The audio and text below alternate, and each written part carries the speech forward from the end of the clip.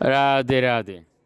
ওম নমো ভগবতে বাসুদেবায়। ওম নমো ভগবতে বাসুদেবায়। ওম নমো ভগবতে বাসুদেবায়। শ্রীমদ্ ভাগবত তৃতীয় স্কন্দ স্থানম সৃষ্টি স্থিতি 31 অধ্যায়। জীবের গতি সম্বন্ধে ভগবান কপিল দেবের উপদেশ।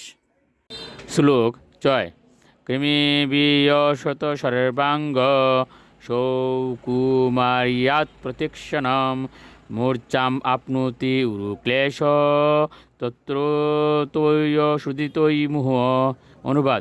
অনুবাদ উদরস্থ ক্ষুধার্ত কৃমিরা তার সুকোমল দেহটিকে সর্বক্ষণ কত বিক্ষত করতে থাকে, তার ফলে সে অসহ্য যন্ত্রণা অনুভব করে বারবার মূর্ছিত হতে থাকে।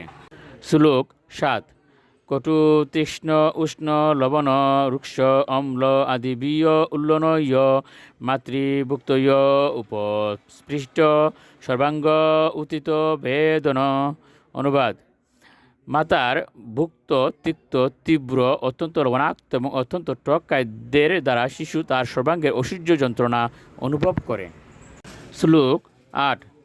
উল্লেন সম্ভৃতস্তস্মিন অন্ত্রশ্চ বহিরাবৃত আস্তে কৃতা শির কুক্ষৌ ভুগ্ন পৃষ্ঠ শিরুদরহ। অনুবাদ ভিতরে জরায়ুর দ্বারা আবৃত এবং বাইরে নারীর দ্বারা বেষ্টিত হয়ে পৃষ্ঠ ও গ্রীবাদেশ ধনুকের মতো বাঁকা অবস্থায় এবং তার মস্তক উদরের সঙ্গে সংলগ্ন অবস্থায় সে মাতার উদরের এক পাশে অবস্থান করে। শ্লোক 9।